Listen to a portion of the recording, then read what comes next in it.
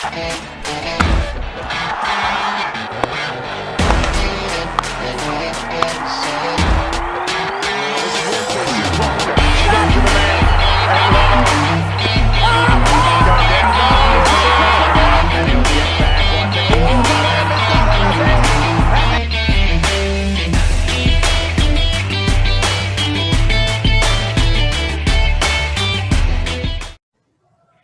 and welcome to How's That?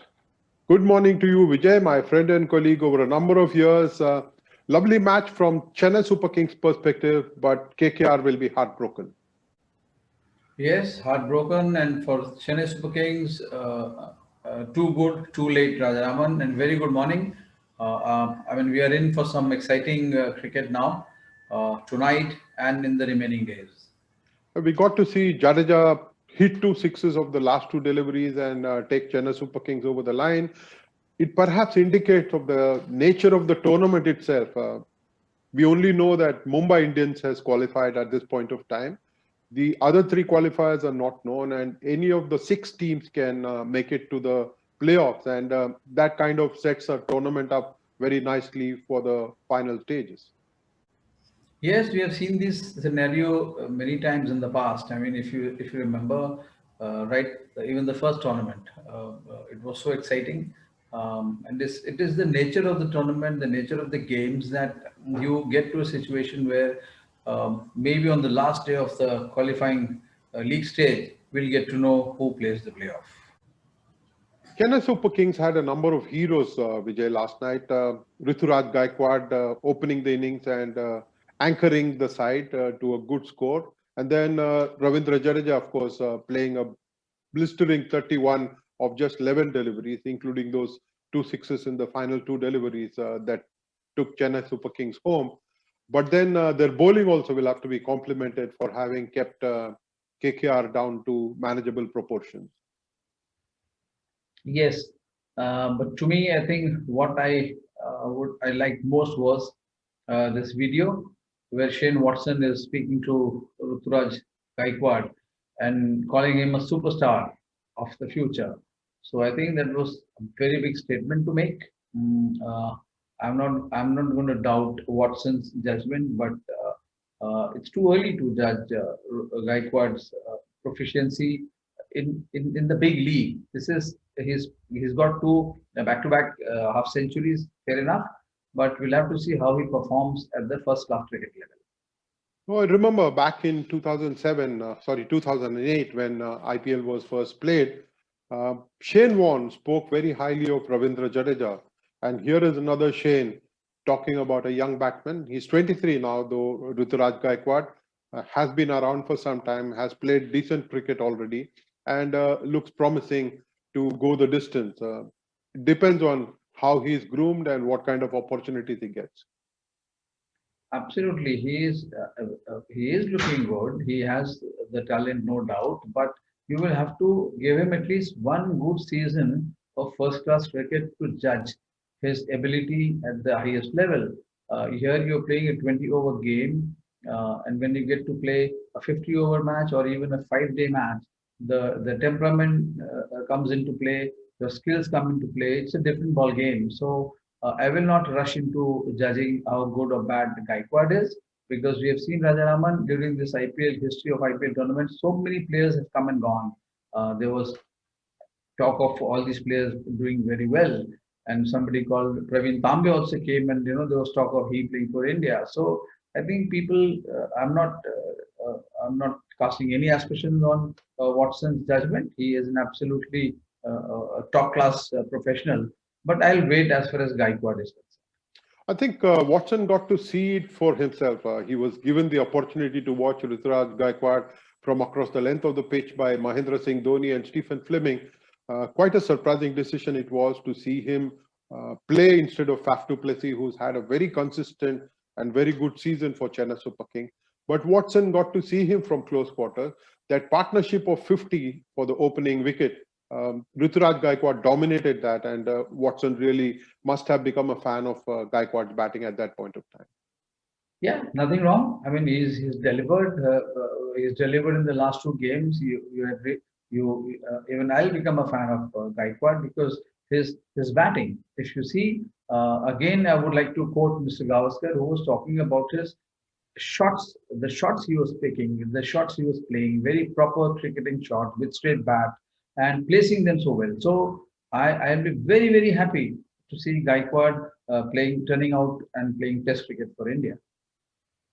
Let's watch what Coach Stephen Fleming has to say about Ruturaj Gaikwad. Very good. I think he certainly passes the eye test, doesn't he? He's got lovely timing and very fluent player, and that allows him to hit the ball in gaps and with a lot of power for a slight guy. So his net sessions have been very good. His net sessions in Chennai before we arrived were outstanding, and we were collectively all disappointed that he had to miss the first 2 or 3 weeks with us. So we're just pleased that he's showing his class, but we knew it already. In some ways, it's probably not a great thing as we go into an auction. Yeah, he's done well. He's done well the last couple of games, so we're really happy that he's taken the opportunity. I guess we look back at the missed opportunity was when he got COVID, so he missed our pre-season. He came back, obviously, after about 4 or 5 weeks in isolation, and just well off the mark. We tried to play him and get him involved, but he was a long way from being ready. So we're just happy now that we've been able to create an opportunity, and he's shown us that he was the right player when we'd earmarked him. Yeah. There was a small contribution from Ambati Raidu as well, helping Gaikwad get a substantial stand for the second wicket after Shane Watson fell. And that kept Chennai Super Kings in the hunt before the 2 spinners for KKR came into play. We got to see a very good spell from Varun Chakravarti and Sunil Narayan playing a supporting role, unable to take a wicket, but playing a very good supporting role and keeping a check on Chennai Super Kings. But Ambati Raidu played a very good hand yesterday, Vijay, didn't he? Yeah, he did. That's what he's supposed to do. I mean, he's been an underachiever, if you ask me, Ambati Raidu. He started off so well. And I can never forget, Rajaraman, you were there at the press conference where Greg Chappell, when he was taking over as coach of Indian team, he spoke of Ambati Raidu. I mean, imagine, I mean, he believed so much in his potential, and he's been an underachiever, but good. He gave an opportunity to Gaikwad, and here I'll add one more thing about Gaikwad. Very good for him. It came with he recovered from a COVID affliction, and then he overcame a first ball dismissal, if you remember, to his IPL in this campaign. So yes, full marks to Raidu, because he was the one who kind of inspired Gaikwad last night. I think he jumped out first ball to leg spinner Rahul Tewatia, if I remember right, and was stumped in his opening game. Everyone thought that this boy lacked temperament, but when he got the opportunity to open the innings, Vijay, he has shown himself as belonging to this league, belonging to the highest level. We got to see whether he has the temperament to play international cricket. Time will tell us, but he looks good at the moment. Also, from Chennai Super Kings' perspective, it was crucial that Ravindra Jajdeja come good last night.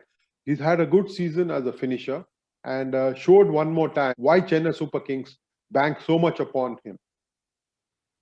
Oh yes, I mean all these years, Rajaraman, we have seen how Jajdeja. I mean, he was a bits and pieces player for some people, but he has proved that he is not a bits and pieces player. He's done exceptionally well in first-class cricket, in Test cricket. Also, he is turned out to be a good all-rounder, right? He can qualify as an all-rounder. So here you are right about he being a finisher. He never lost hope. He never lost hope, and that speaks for his temperament and confidence in how he backs himself. Chennai Super Kings managed its chase very well, Vijay, especially after a great first over from Pat Cummins, easily one of the best fast bowlers going around. After a great first over, and then we got to see 2 quality spin bowlers. Of course, Sunil Narayan, his action has changed. He's got a very stiff arm now, even from the time that he's loading up, and obviously that has taken some of his effectiveness away. But to see him and Varun Chakravarti bowl 8 very good overs and concede not very many runs was good for Kolkata Knight Riders. But Chennai managed that really well. Yeah, that phase where the spinners were in action, I think Kolkata could have backed themselves to win the contest. And yes, after that fantastic over from Cummins, he is an exceptionally good bowler. I mean, you understand why he was bought for such a high price. And for Kolkata, he's been a critical bowler. But yeah, Nareen with his change in action, Varun Chakraborty now with his newfound confidence after being picked for India team. They had the wherewithal to stop Chennai Super Kings, but not once Gaikwad and Ambati Raidu got to settle down, and then Jadeja provided the fantastic finish. Varun Chakravarti will remember the two deliveries that he bowled to Mahendra Singh Dhoni and got his wicket in two different games, obviously. He bamboozled the former India captain, someone who can play spin pretty well. First with a googly in the earlier game, and then in the return match, one with that just held its line and went to hit the top of leg stump. Uh, Both Mahendra Singh Dhoni and Varun Chakravarti, more likely Varun Chakravarti, are not going to forget these two deliveries in a hurry.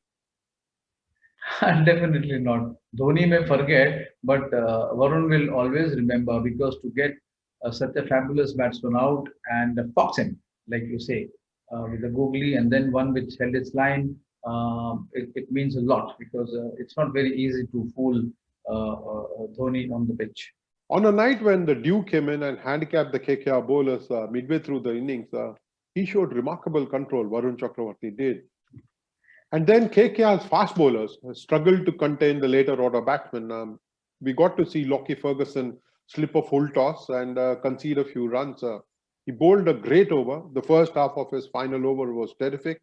And then he conceded 17 runs off his last three deliveries, including a beamer that he did not intend to bowl at Ravindra Jadeja.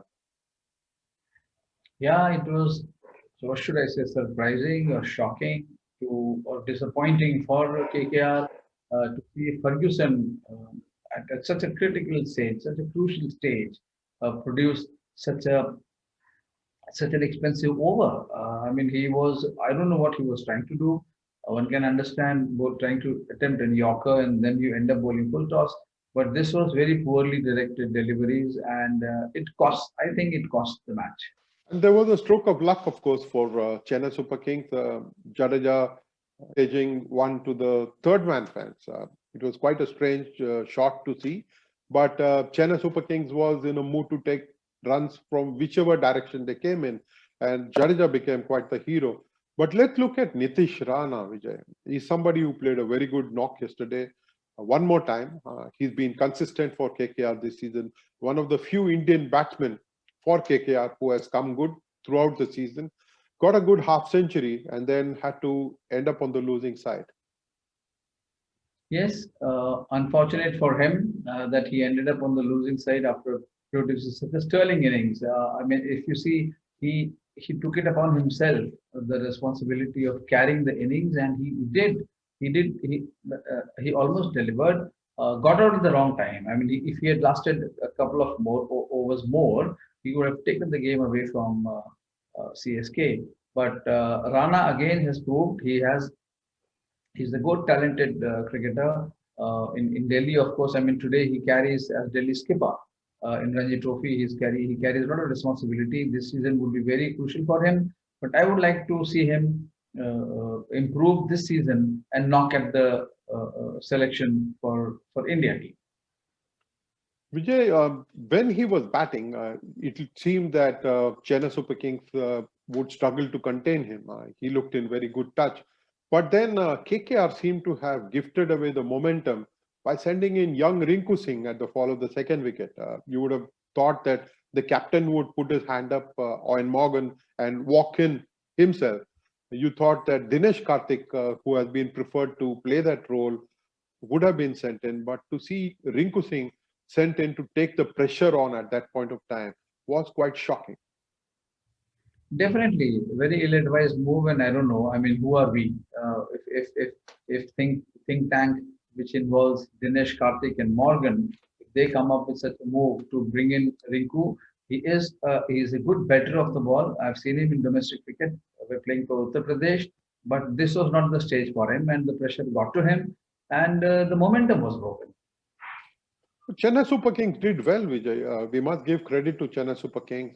They preferred the left-arm spinner. They did not have an off-spinner to go against the left-handedness of KKR. There were so many left-handers at the top of the order, and it would have been difficult. But Mahendra Singh Dhoni pressed on both Ravindra Jajdeja and Mitchell Santner to good effect at this point of time. Yeah, Jadeja, of course, can bowl at any in any condition of the game, any situation of the match. But Santner, I mean, you look at good old style, old world left-arm spinner. I've loved his bowling always, and it is just that he got to play late or whatever the combination the CSK had. He would have served the team much better if he had been playing regularly, and he can bat too.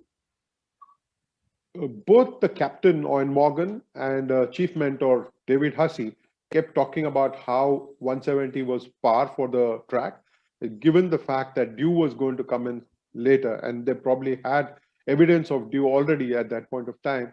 170 was just about challenging. It was not a winning score for by any yardstick, Vijay.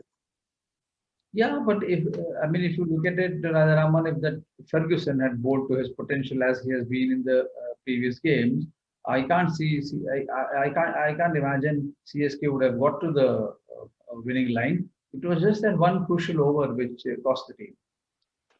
The kind of intensity that we got to see from Chennai Super Kings, like you said, slightly late in the day, but you did not get to see it as far as KKR is concerned. They tried very hard, but a team which is trying to qualify, you wanted the team to put in that bit extra effort.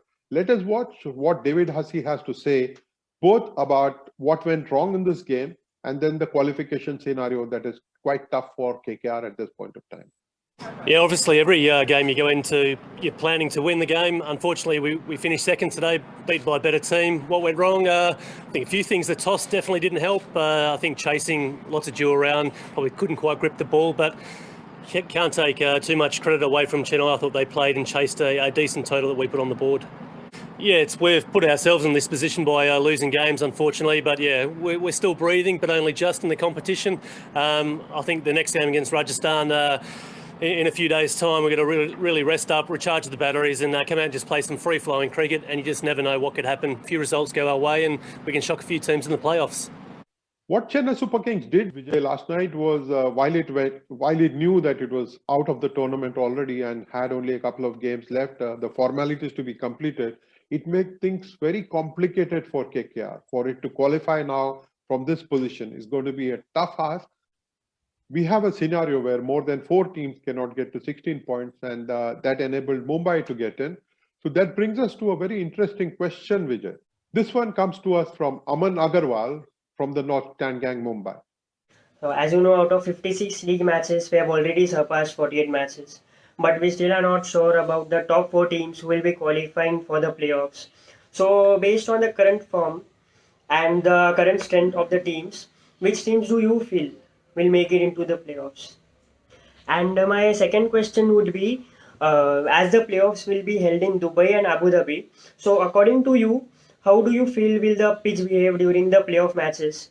And according to that, what can be the best playing 11 which the team should come up with?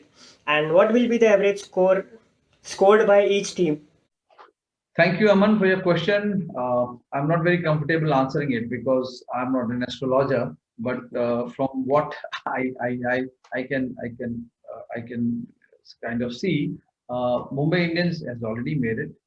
RCB, Royal Challengers Bangalore and Delhi Capitals look likely, and I think Kings 11 Punjab are very well placed. So you can always back Rajasthan Royals, you can always back Sunrisers Hyderabad, whichever team wins the next 2 games with big margin, improve the run rate. There's so too many ifs and buts.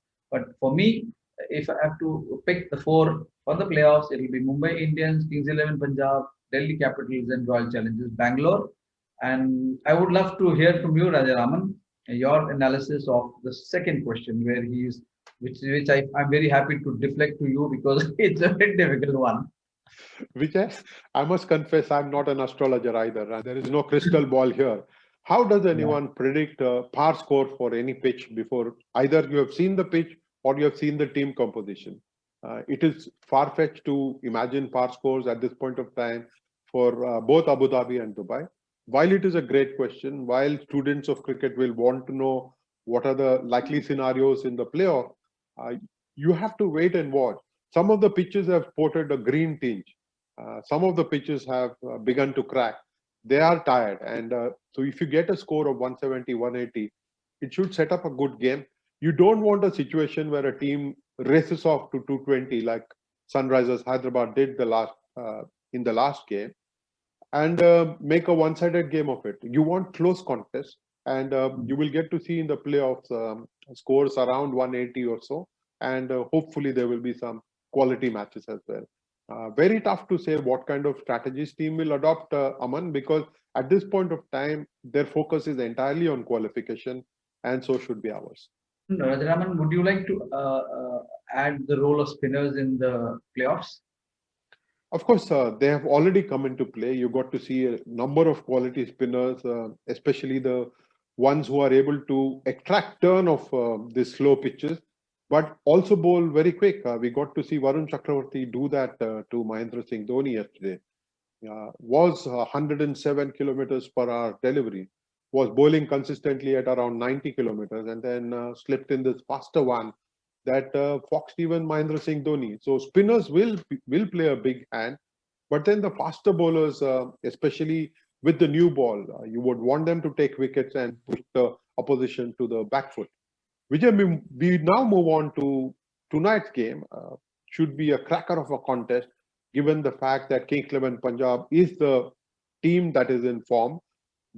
Remember, they were at the bottom of the table with just 2 points at the halfway stage. Now they are in with a chance to make it to the playoffs.